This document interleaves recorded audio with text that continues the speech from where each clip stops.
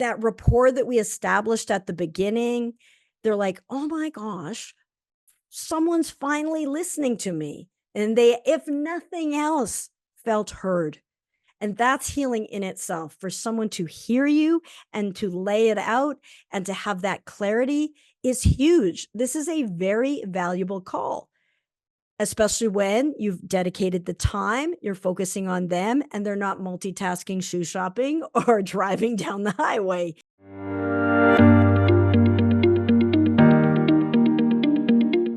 If you never master the art of sales calls, you're never going to make the significant healing difference in income that you desire. Mastering this skill is critical to creating that significant income and impact.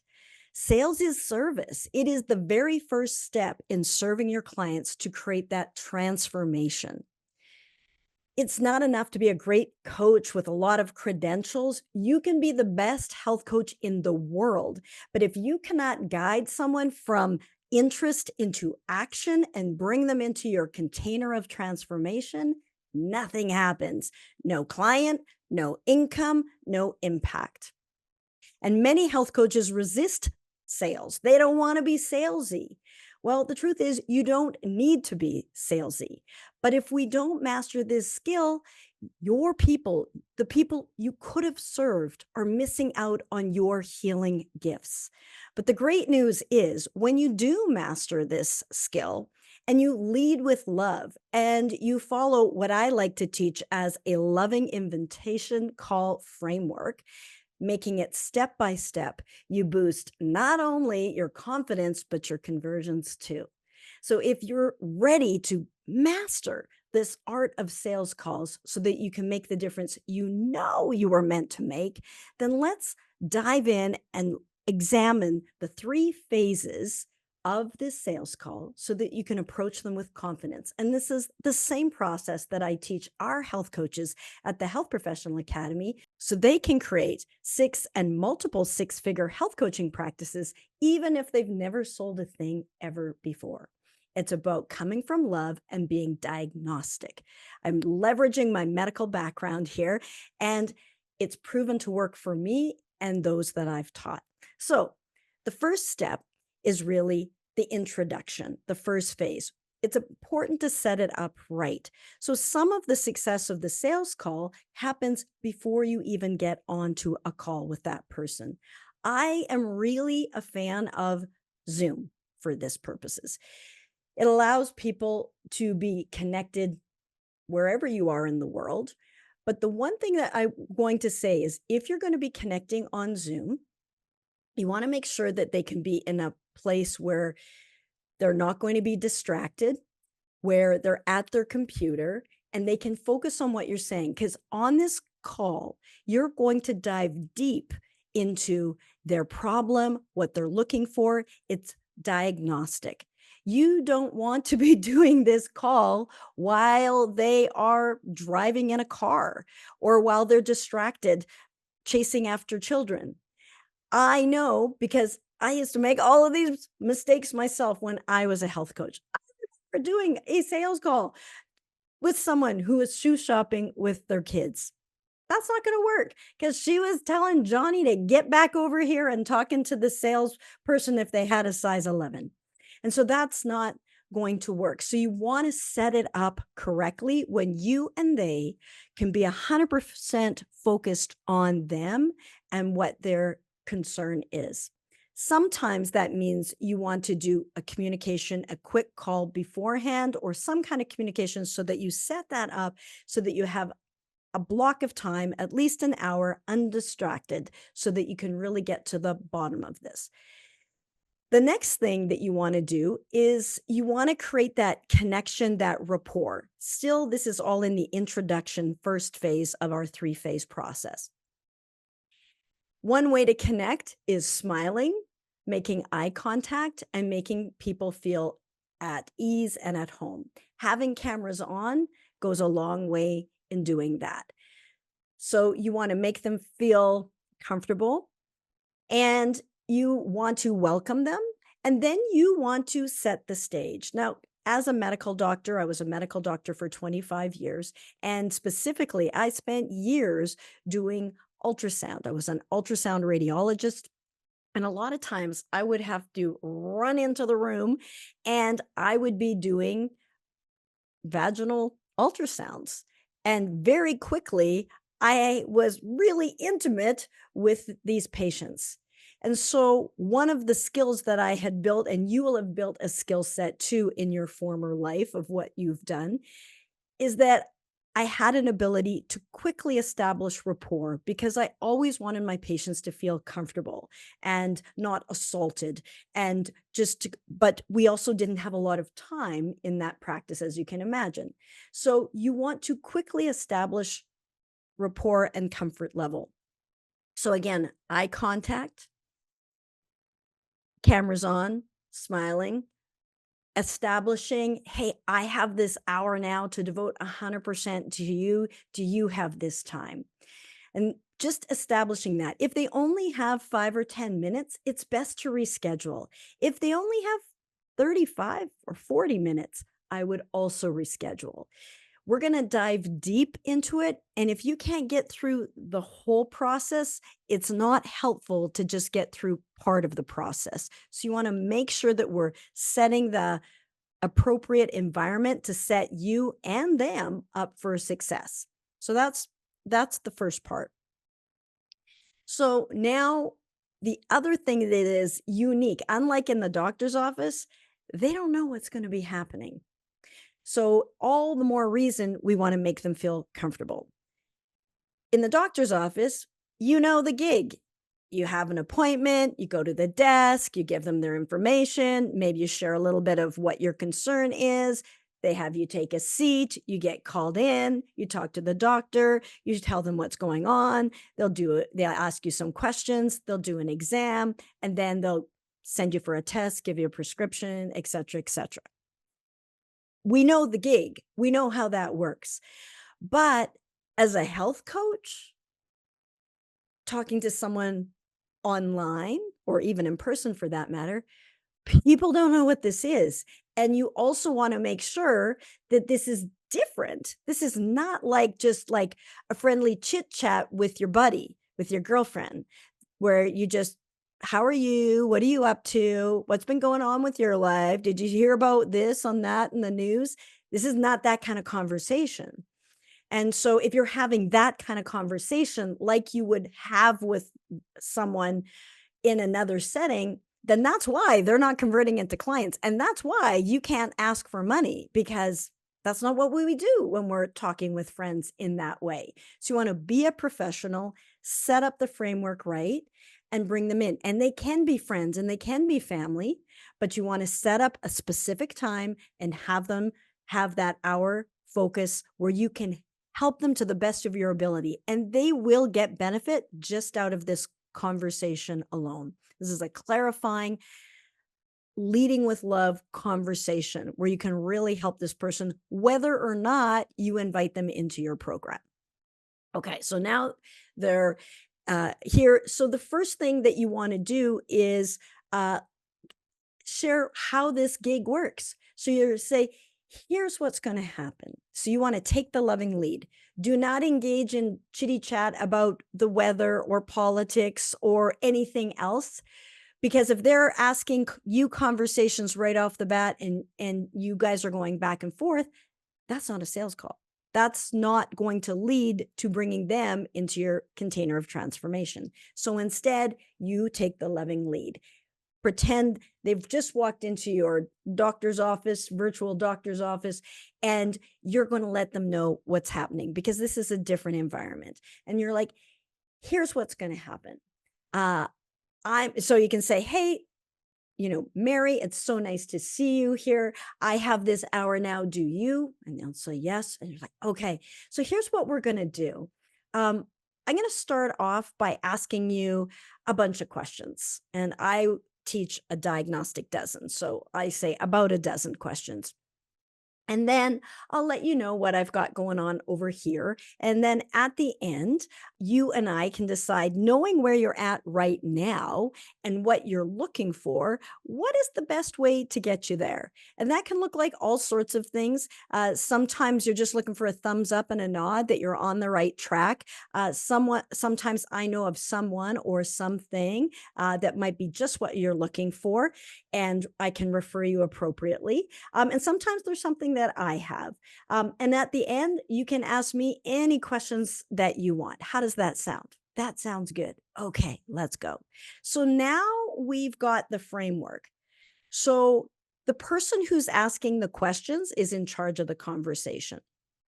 So if you get on a call with somebody and we don't take the loving lead, and then they just start firing questions. How much is it? What do you do? How many days you work? How many modules? Those answers to those questions are not helpful for them. They don't know that because they don't know the process and how this works. But that's our job to set up the framework so that this can work well. So if they are sometimes occasionally you'll get a alpha person, a real they won't let you take the loving lead. They just want to bulldoze through. They're used to just taking charge to a fault. So that's great that they lead, but in this scenario, we got to find out some more information from them first before we can accurately determine, can we help them? Do we want to help them? Do they want our help? Do they need our help? We don't know any of this yet. So that's where we have to go through the second phase, which is the diagnostic phase, before we ever talk about any, let's call it treatment. And in that terms of that, I'm talking about your program or your offer or your opportunity, the solution that you would offer to someone. How can you offer a treatment if you haven't determined the problem, the diagnosis? So as I approach sales, given that I was a medical doctor for over 25 years and not had a sales background, this is how I approach it. The common denominator between my practicing medicine and becoming a six-figure health coach and then creating a successful health professional academy, the common denominator is problem solving. That's what we do. We help people solve their problems, whether that's as a doctor in the medical field or as a health coach, you're solving their problems, whatever those problems are. First, we got to find out what the problem is and if we can solve it. All right. So that's the first step, is the introduction. They're feeling comfortable. They know you're going to ask the questions first. And then at the end, they're going to have all the time that they want to ask as many questions that they want. But you will be able to answer them more intelligently because you'll have a framework of their situation. So then the next phase is the bulk of the call, is the diagnostic phase. So the purpose of this diagnostic phase is to determine what's the problem. So you're wanting to know what is the problem, and you're going to be determining, do I know how to solve that problem? Do they want that problem solved? And if all of those are true, do I want to solve that problem for them? So if that's what we're trying to determine, and if they have a problem that they want to solve, that you know how to solve, that you want to solve, by all means, have a heart and offer to solve it. And then that's a very non-salesy sales call. So that's the intent. Those are the things that we're trying to determine from our diagnostic dozen. All right. So as we dive into the diagnostic phase, we're going to say, what is the problem that they have? That's a good question to say. What is the situation? So the first step is really figure out, what's the situation? Why are you even on this call? What led them to book the call? What is the number one challenge with respect to their health? And then you want to dive deeper on that. So how is that impacting their life? Is it a big problem or a little problem? How urgent is it that we solve this problem? It's fine. If it takes forever, that's fine. Or "No, I need to solve it right now." All of those things are going to determine whether they become your client or not. So what's the problem? How urgent is it? How bad is it? And sometimes as you're asking those questions, you determine this is outside of my scope of practice. This is either too severe or not in my wheelhouse. And that's fine. Keep asking the questions. And then at the end, we're going to determine whether we offer it or not, or whether we refer them to someone else, so on.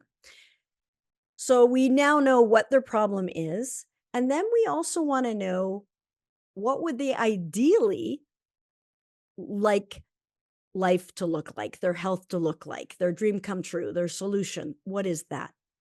And in that process, we're trying to determine the gap from where they are now to where they want to be, which is what we said in the frame. We're going to determine from where you are now to where you want to be, what's the best way to get you there. So we got to determine these 2 points. So the first point is that problem point. And I will say, if there's no gap, there's no sale. That's it. If there's a gap, there's probably a sale. So if their life is horrific, they have horrible pain, they've got horrible health, but they're okay with staying there. So right now it's bad, but what they want is just to keep being the same. There's no gap, no sale. If it's really bad and they want something phenomenal, they want greater health, they want to get out of pain, they want to lose the 100 pounds, the 5 pounds, but they really want it. If there's a gap, then there's a sale. If life is phenomenal, their health is amazing, and it's good just as it is, there's no sale. If life is phenomenal and their health is amazing, but they want to take it to the next level, win a competition, do a triathlon, there's a sale. So we just want to determine, is there a gap? Now, we can't say, do you have a gap? Because they don't know what we're talking about. But we're looking at what is the problem? How is it impacting them? We want to look at what have they already tried to solve this? And then did that work? Did it not work? This is not the time, by the way, to let them know what you do or how you offer it. Or like, this is not the time to say, oh, I wouldn't do what they do. They don't know what they're doing over there. And in fact, this is an opportunity to watch for some red flags. Because if they've done 100 different things and they're trash talking all of the other people that they've ever been to before, you're going to be added to that list. So if they've tried all sorts of things and nothing has ever worked for them, and it's worked for other people, well, what's the common denominator? Now, some of those things may truly not have been great, but a lot of times people will say, well, how's this going to be different? And the question really is, how are they going to be different? Because if they are really ready to show up, and really, if nothing has worked before, it may just have been there wasn't a gap or we didn't pull on the gap. If somebody comes in with possible appendicitis and it's grumbling and they got a little bit of a tummy pain, and you are the examining physician, and I know the appendix is not my arm, but I'm just trying to be in the screen here so you can see it. But you just lightly touch their belly and just say, so is this okay? And they're like, yeah, it's okay. And then they leave and their appendix bursts. That's not cool. So when we discover that they've got a pain, we kind of got to get in there and press on that pain point so that we can discover. And we kind of got to go, does this hurt? Does this hurt? So that if it does hurt, they can determine, I want to take care of this problem. I want to take care of this, weight issue, this inflammation, this anxiety, this blood sugar issue. So we got to get in there and press on it a little bit to determine, does it hurt? And does it hurt enough that you want to do something about it? Or no, it's fine. There's nothing there. It's nothing that I need to address. So that's what we want to get at with these questions. How urgent is it? How severe is it? because those are going to factor into your decision of whether you're going to offer a spot in your program or not. So we don't want to rush too quickly to just saying, "And what would life be like all roses and sunshine?" We really want to spend a little bit of time there, not um, tormenting them, but accurately determining, is there anything going on here? And remember, they get to want what they want. If they are fine living with, horrible mood and anxiety and hormonal imbalance and menopause and migraines and all the rest of it, if they're okay with it, all right. But if it's a problem, then we really got to look at, okay, what is the cost of keeping this problem? What are they trying to do right now to fix it? What is the impact that this problem is having? And sometimes it's having their job, they're missing work because of their migraines or their IBS. They're missing work, which means they're missing income, which means, they're struggling more. Sometimes it impacts their relationships. They can't go out with friends and loved ones and spouses. They can't do those things. They can't travel. So it's impacting it. They can't go to their kids' field trips because they have a neuropathy, they have a pain, they have exhaustion. So, what is it costing them? They're falling asleep at the wheel. Who else is being impacted with them keeping going with the problem? And the truth is, their current environment gave rise to that problem.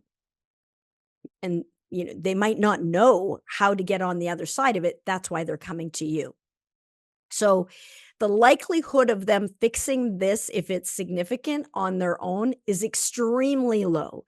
We all know trial and error is going to be way, way more costly in time and money. We know that. Unless it's screaming urgent, life threatening, then all of a sudden people pay attention. But if it's not, people have a tendency to put themselves last, not put themselves on the priority list at all, and they will do for others, and they will never attend to this weight issue, inflammation, pain, until it gets to a serious crisis. And we don't need for it to take that long and get to that point. But that's where we got to press on it a little bit and go, does this hurt now? Rather than waiting and having it burst and causing a catastrophe later. So some of the things to ask are, what are they doing to assist with it now? What are the medications? What's wrong with the medication? Does it have side effects? Does it have a cost?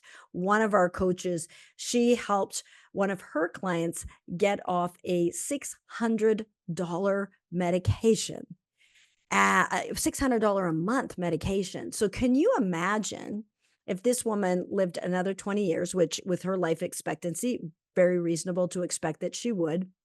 I think we calculated that saved her $144,000. So whatever the cost of your program is, it's not that. And so by not only that, she gets to spend the next 20 years without that problem. Not only without the meds, but without the problem. So not all medications do people get off of, but a lot of these lifestyle conditions are amenable. And so it's really important to see what it's costing them. And honestly, some people would rather just take a pill. They're probably not your client. They don't want to do the work. They don't want to clean up the diet. They don't want to do those things. And if that's okay with them, it's okay with you.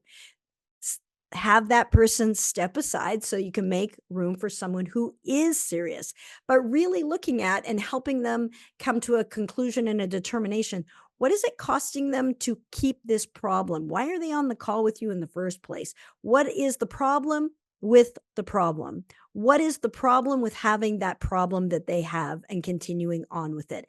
That's your role on mastering this. That's why it's coming from love. You really care for this person and you know a thing or two about this, and you want to determine, what is it costing them? Time, financing, relationships, job What is it costing them? Not able to their feet hurt, they're not able to go on vacations and so on. So what is the cost? What have they already tried so far? What worked? What didn't? A question I love to ask is, why are you not already there yet? Why haven't you already solved this on your own? Because a lot of times the people call it objection at the end is and or their response at the end, if they don't do it with you, they're going to say, I'm just going to do this on my own.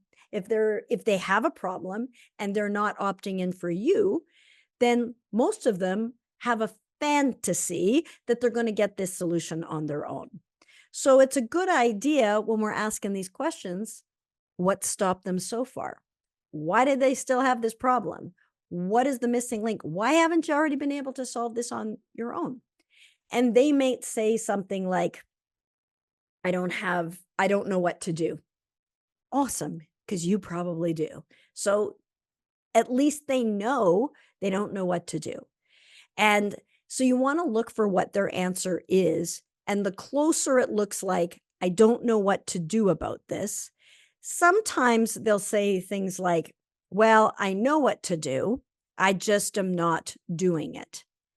I know I should eat healthy and eat clean, but I just don't have the willpower.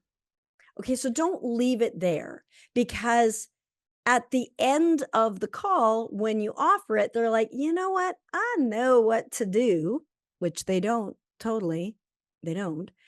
I know what to do. So I'm not going to pay someone to give me willpower because I know I don't have any. And so I know that it's not going to work for me. So I'm not going to pay anyone because I don't believe I can get the results. So don't just leave it. If they start saying something like, I don't have willpower, dive into it, peel the onion, go deep. Why do you think you don't have willpower? What makes you say that? And feel free to add your expertise depending on what the particular problem is. And I often use the example with my clients is because if they would say that willpower, like after my fourth child was born, and then a year later, I hadn't lost the weight. So I'd gained 30 pounds. I'd gained, with each child, I lost all but 5 pounds, but times 4 kids, 20 pounds, plus 10 from high school, that's 30 pounds. And it wasn't coming off on its own. You know, people said, oh, yeah, it'll come off on its own. Took 9 months to come on, takes 9 months to come off. Yeah, it wasn't coming off. So I had to be intentional with that. And I was still, this was pre health coach days. I was a doctor, but I wasn't a health coach in these days. And I know that if I had starchy carbs, sugary foods, that would spike my blood sugar. And then I was powerless. It's not about willpower, it's the physiology. If you think about it, so we used to have an ultrasound tech, and I don't know if it was every Friday. It seemed like it was frequent, but maybe it wasn't every Friday. But she would bring in uh, she would go up to the top shelf in the ultrasound reading room, and she would bring it down. So the doctors and the techs would have this room. This would be where we were reading the films back then. And now it's all digital.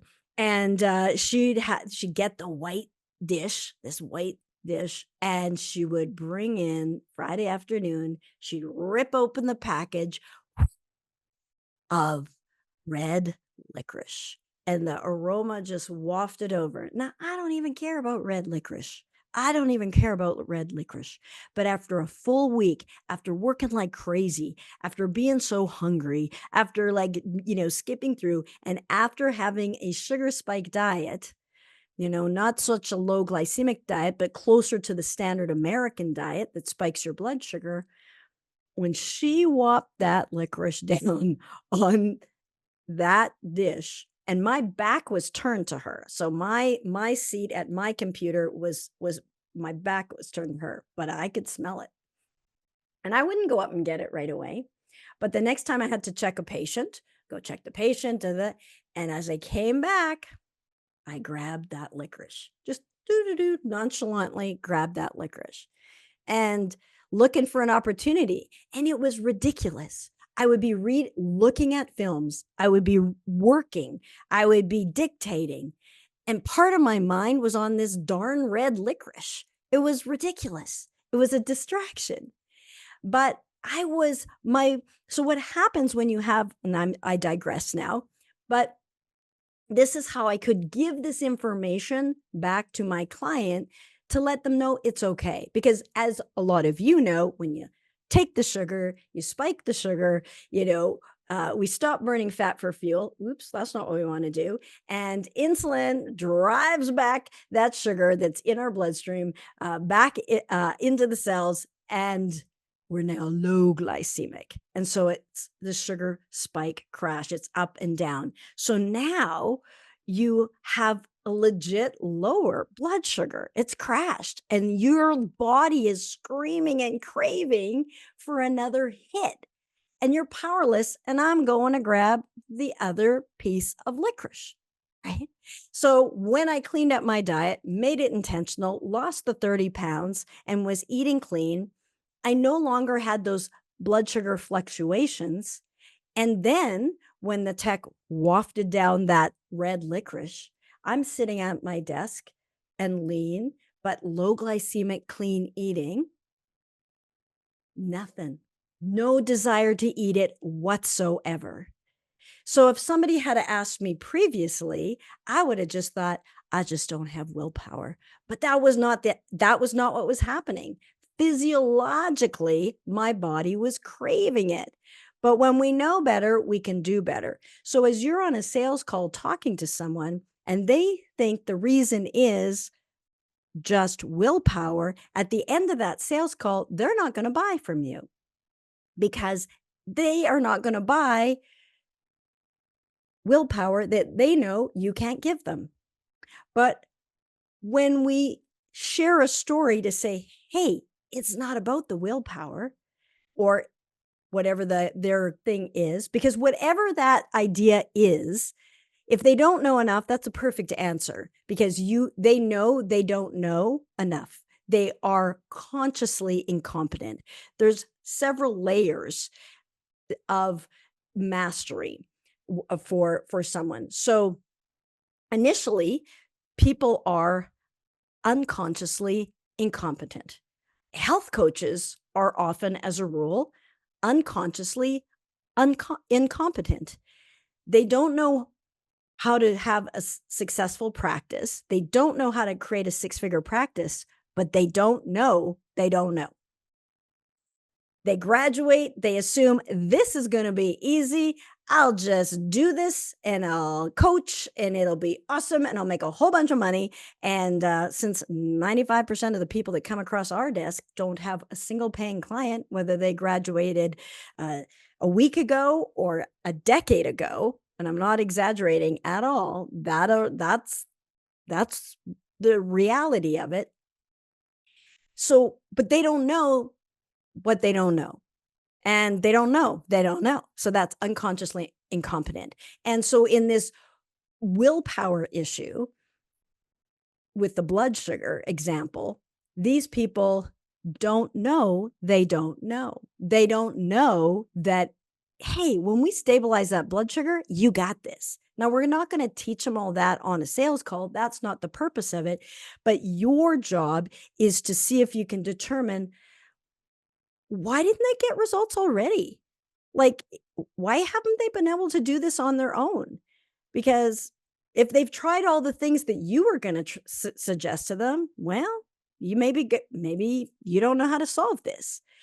But from your perspective, if we're talking to someone and you're working in your zone of genius, you're trying not to be everything to everyone, you're going to be able to pinpoint more accurately, like I could to my health coach clients or to my clients when I was a health coach about this whole willpower issue. And I'm like, oh, you know what? I used to think it was willpower too. And then I share that quick little story. And it's like, but when we change some things up, we don't get those sugar spikes. When we do some swaps and we eat more low glycemic, and we're not triggered to have that craving for it. And so, because there I was, I'm the same human being. The only thing that changed was the diet and the precursor. So you really want to assess that. The other question that you want to ask is, you know, I like to ask it like on a scale of 1 to 10. A scale of 1 to 10, how badly do you wanna get on the other side of this problem? How significant is it for you to solve this? And with 1 being, "It's okay if I stay exactly where I am right now," and 10 being like, "No, I have to get on the other side of it. This is not okay to stay right here." Um, that's a very important number, and I will say a lot of times people misinterpret the question. It's not, "How likely am I to succeed?" No, that's irrelevant because they don't know how to succeed, otherwise they wouldn't be on the call. It's not like, "Well, I think I'm about a 70%." That number is really important. I'll give you an example. Like my husband, amazing guy. But if I said scale of 1 to 10, how serious are you about creating a health coaching practice? It's a 0. Like he's not trying to do that at all. So this just determines how significant is it for them. If it's a 10, they will buy. They will start because it is not at all okay for them to spend another minute like this. But if it's less than that, they probably will. So if they say a 7 or an 8, clarify for them.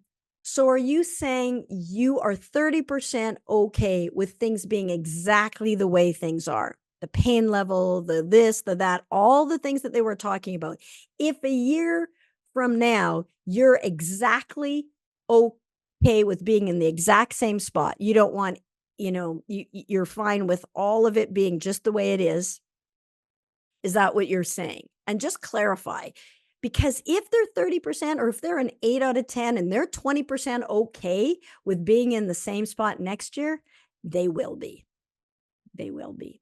So a lot of times though, they'll just say like they'll misinterpret that question. So they get to want what they want, and they might be, and it might be significant. Um, maybe they want to lose 300 pounds. Uh, And that could be a significant, problem, but then the timing of it.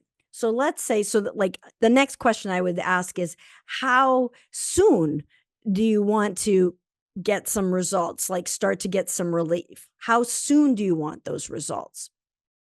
So that, urgency. And if they're 300 pounds overweight and they want to lose weight, so they're a 10 out of 10, it is not okay for them to be that weight a year from now. Now, bear in mind, they probably spent more than a year gaining that 300 pounds or whatever their problem is. So they spent a lifetime getting to this point. And by default, it's probably just going to get worse. At best, it'll stay the same, but on their own, it's not going to get better. Statistically, it's not going to get better. It's going to be same or worse. So, how soon do they want it? If they have 300 pounds to lose and they're a 10 out of 10, but you say, how soon do you want these results?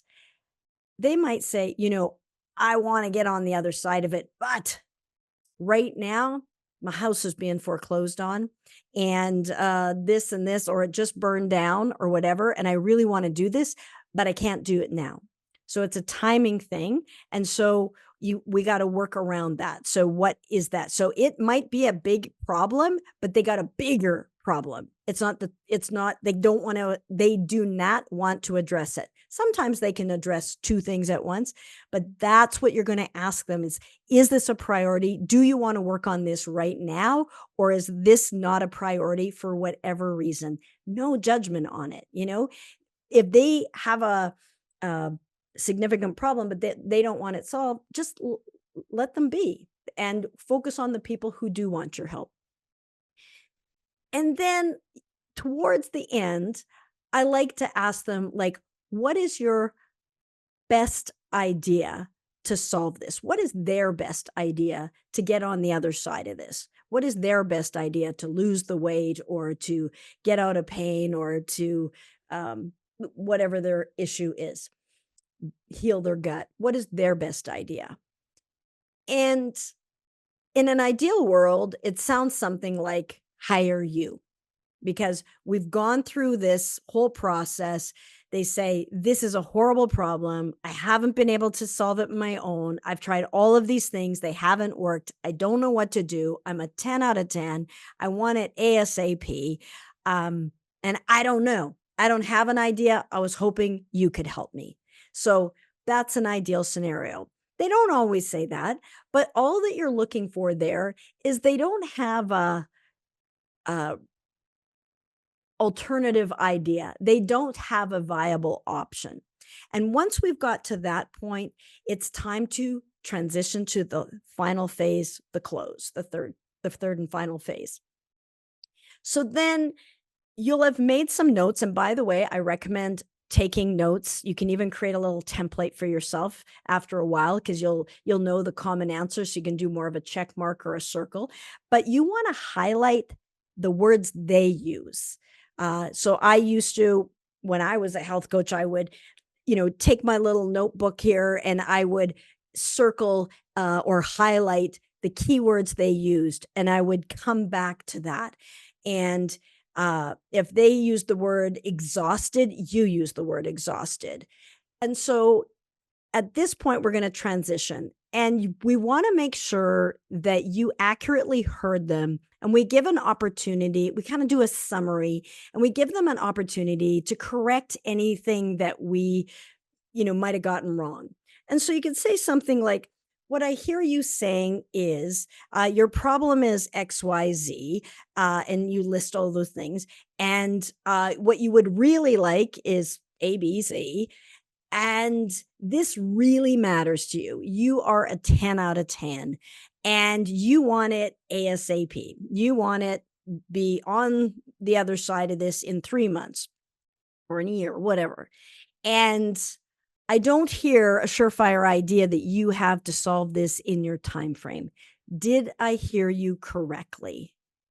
And this is an opportunity where there's that rapport that we established at the beginning. They're like, oh my gosh, someone's finally listening to me. And they, if nothing else, felt heard.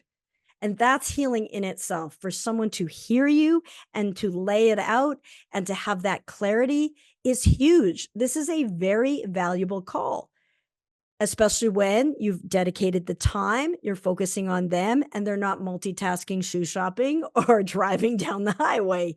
That's why this has potential. If we're going to spend this time, let's make the most out of it and give generously, lead with love. If you misinterpreted anything, there's an opportunity for them to course correct. Then you can let them know just briefly in general terms, here's what I do.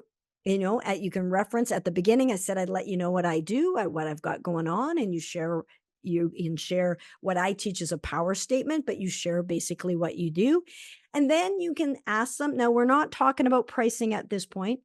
And then we can ask them, at the beginning, I said you could ask me any questions. What questions do you have? And give them an opportunity to ask any questions that they want.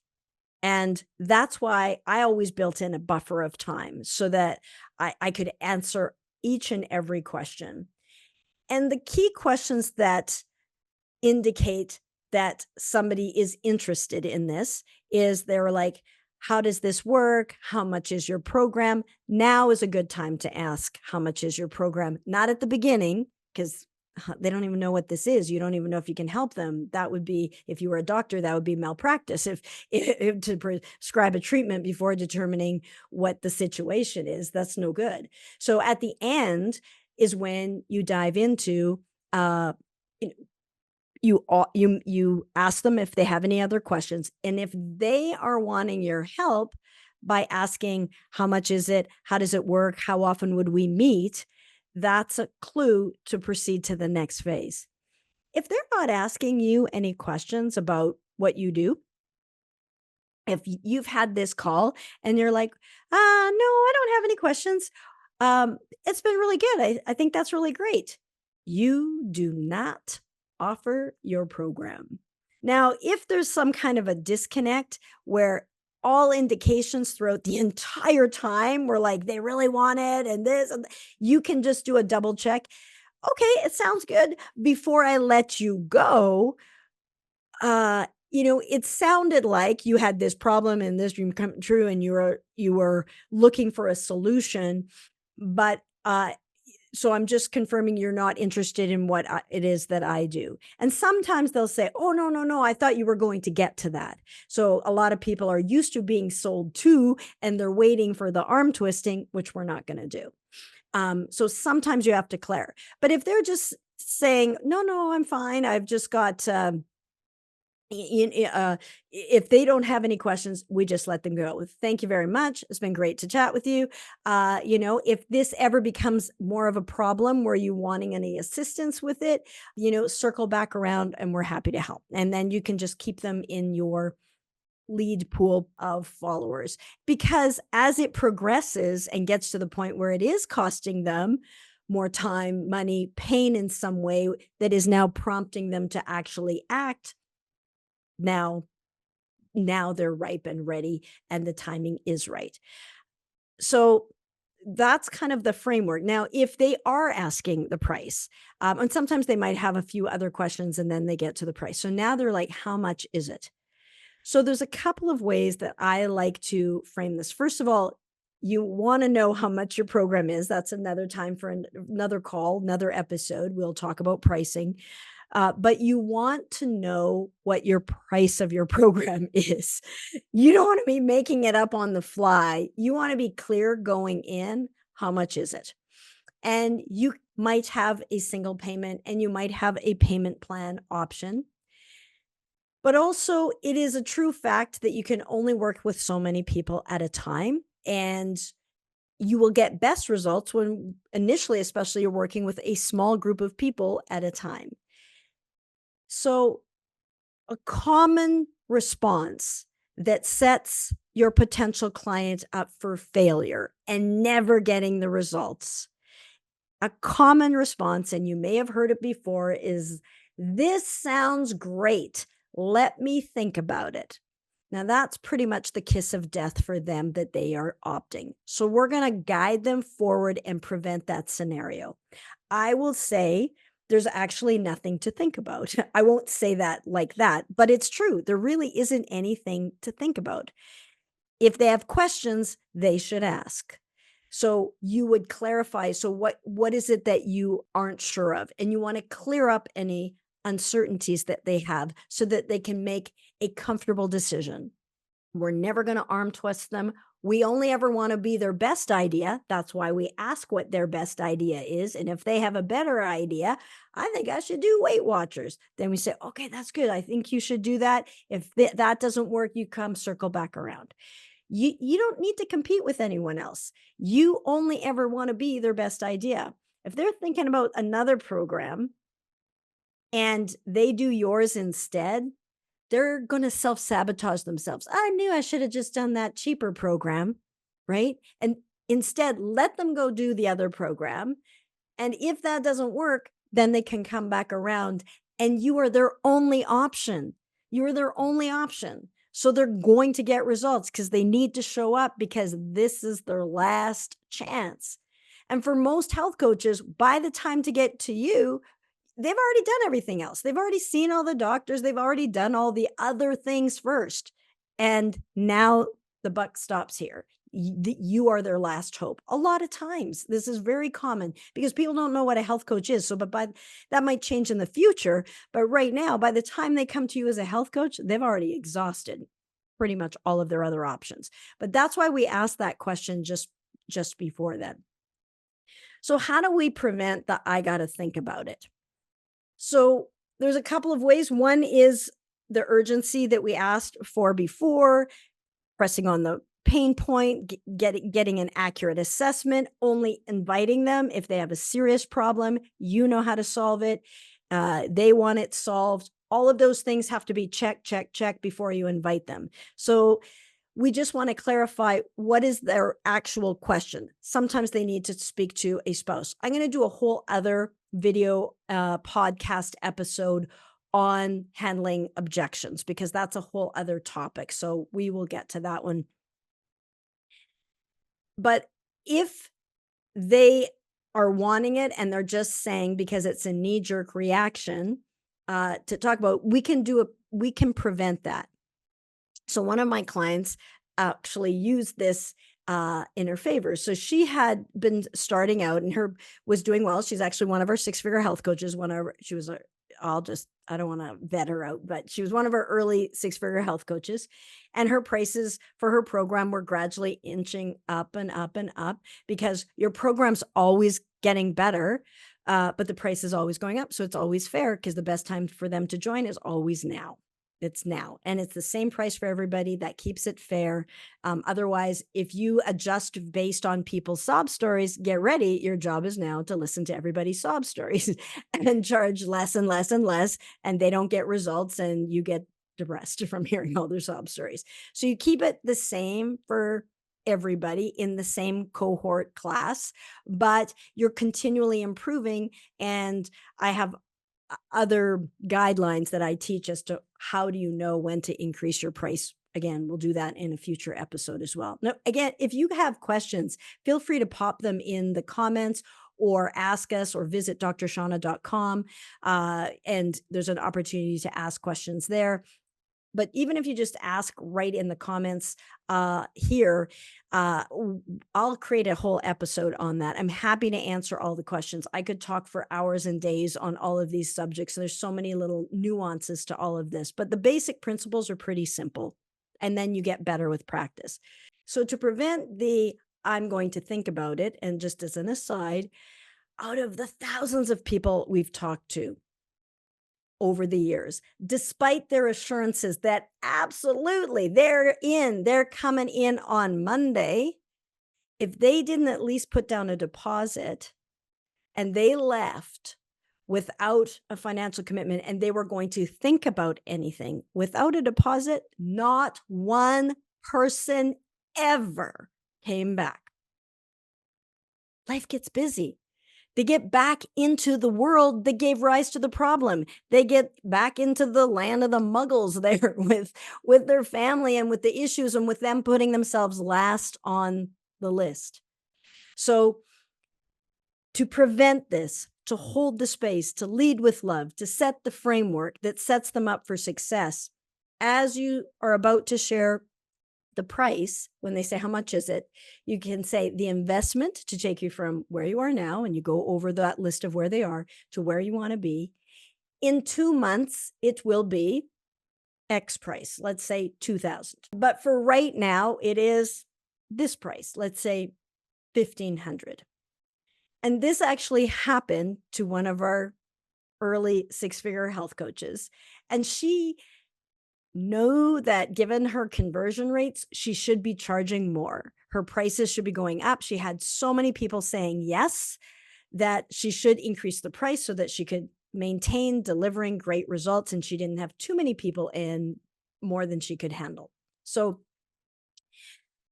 but she could not bring herself at that time to say 2,000. She couldn't bring herself to say 2,000. So she always just stayed at that price. So she would say, but she learned our process. I taught her our framework. I taught her the loving invitation call. And she was in the habit of saying this. So she had someone and she said, they asked how much it was. And she said, well, in 2 months, it's going to be 2,000. But for right now, it's just 1,500. Da, da, da, da, da, da, da.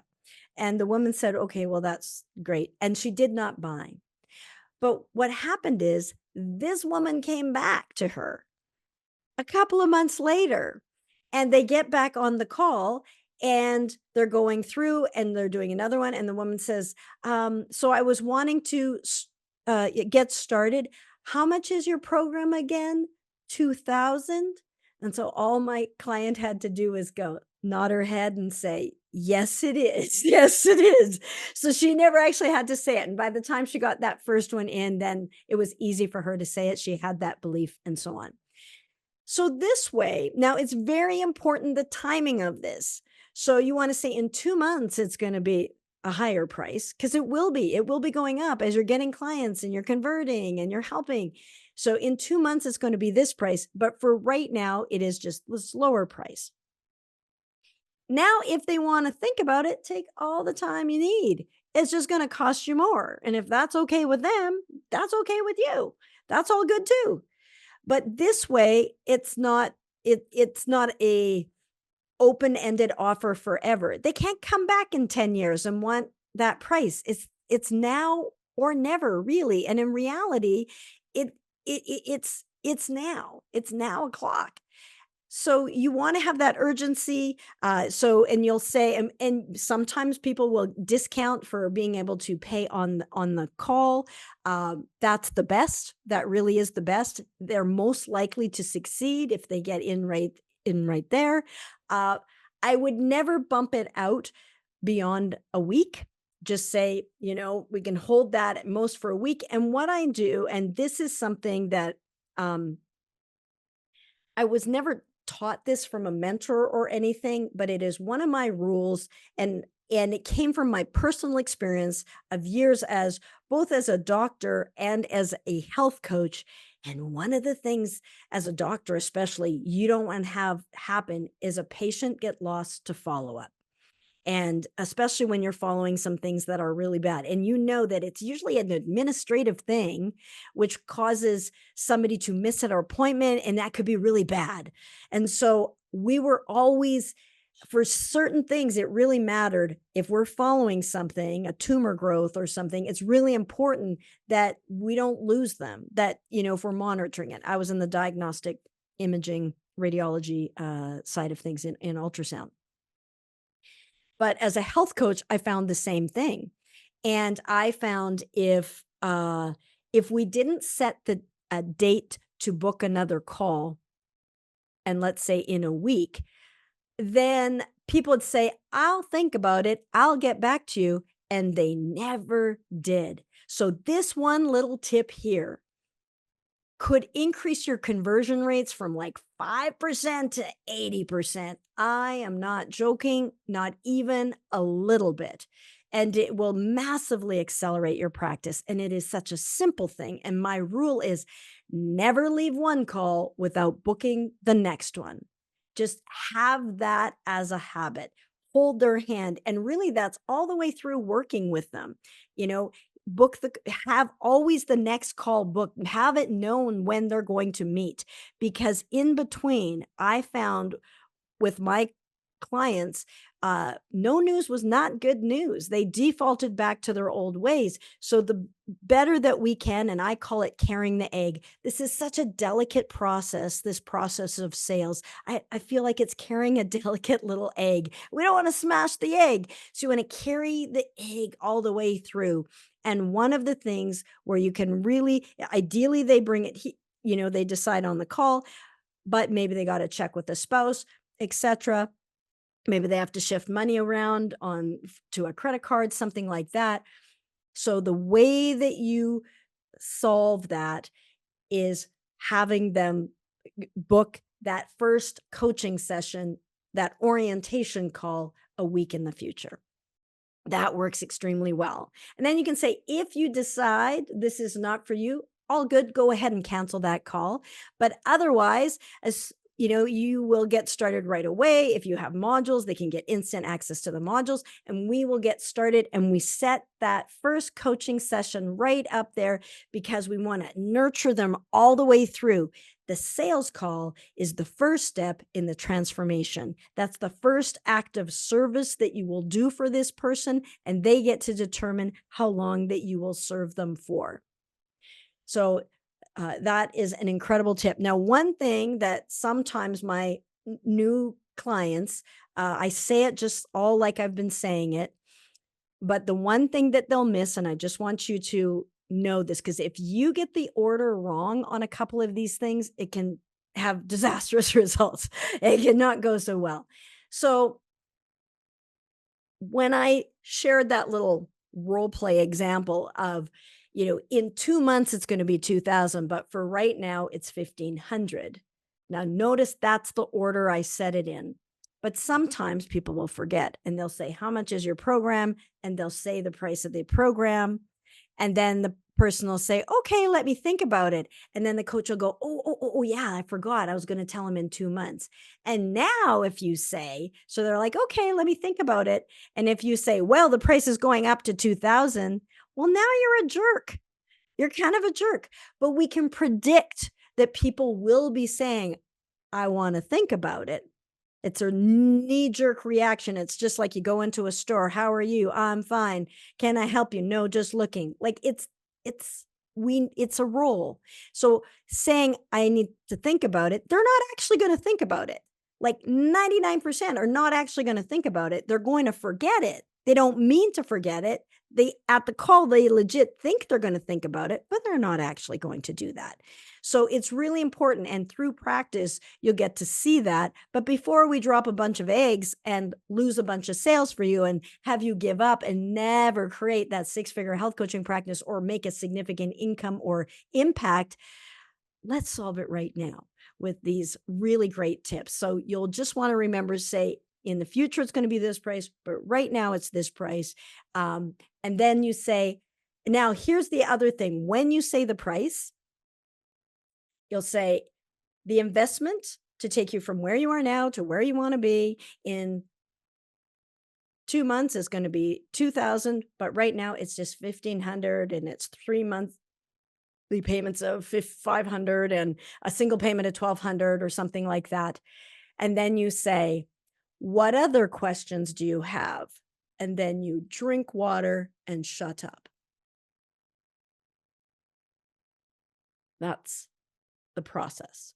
Because people need time to process it. You've spent this hour with them. They've gotten more clear on this problem, sometimes that they've had for years. It's come to this delicate moment of truth. Are they actually going to take a stand? Are they actually going to get on the other side of it? Or are they going to choose to struggle with it ongoing without you? So we're bringing to this, we want to embrace them with love. We want to make it clear they get to decide what they want, but we just want to get clear on what is it that they're saying yes and no to. And the problem is most early eager health coaches are nervous to say the price. And then instead of being quiet, they feel the awkward pause. They say the price, and then they'll say, "And so, what do you think? And what do you think? And it's a really good deal. And I really do this, and I do this, and I do this." And have you ever been in a store or trying to buy something like significant, and in your mind you really like it and love it, and people buy with emotion and they justify with logic. So you fall in love with this vehicle or whatever it is, clothing item or jewelry, or you fall in love with something and you're like, oh, I really want it. And you're in your mind trying to decide, like, is this right for you or not? And the salesperson's just going on and on and on and on. And you just feel like, shush, like, just shush, just leave me alone for a minute. I got to think about this. So you need a moment to think about this. You don't need weeks to think about it. You'll never be more clear than you are on that sales call right there and then. That is the most clear you're ever going to be, is right on that sales call. So the little trick that I teach our health coaches at the Health Professional Academy is, after you say the price, then you say, what other questions do you have? Because we said at the end, you can ask any questions. So we're going to say, what other questions do you have? We can say that calmly and confidently. And then we're going to grab our water. We're going to take our sip and breathe, because they need at least 7 seconds. And most coaches don't give them even 4 seconds before they start talking. So that allows them to pause comfortably. because we just didn't drop a bomb of a price. We said, what other questions do you have? And it's normal if you ask that, that people will need a pause to think about what other questions do I have? And you don't expect a response. And if you're drinking water, you are not going to say something you shouldn't. And it gives you something to do. And it just buys that time. And it's not an awkward pause where you're both doing a stare down and nobody's saying anything. You're drinking water. It's all cool. For those listening in on podcast, I'm drinking water here. So those are some of my best tips to help you master the art of sales. Establish rapport in the introduction, lay out the framework, take the loving lead of the entire process. Then phase two, dive into the diagnostic phase. Ask those clarifying questions. Determine what's the problem. What's the problem with the problem? What is the desired outcome? What have they tried? What's worked? What hasn't worked? How badly do they want it? How quickly do they want it? What other ideas do they have to solve it? And then transition to the close. Make sure that you've heard them correctly. And then in the closing, you share what you do. You ask them if they have questions.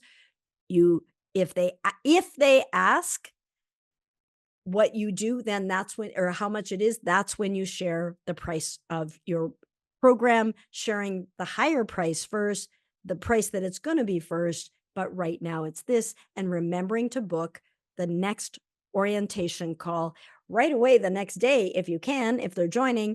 But if they're needing time to shift money around or think about it in air quotes, then book that orientation call for the following week. And at that orientation call, they can cancel it if they don't join, but they have to remember about that call. They're not going to just forget about it because it's on their calendar.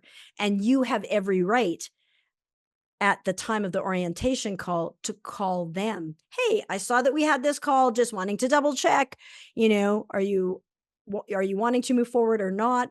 I'm going to assume it's a no. So most people will politely not ghost you, but occasionally will, but they have to do that. But if you don't book that next call and it's open-ended,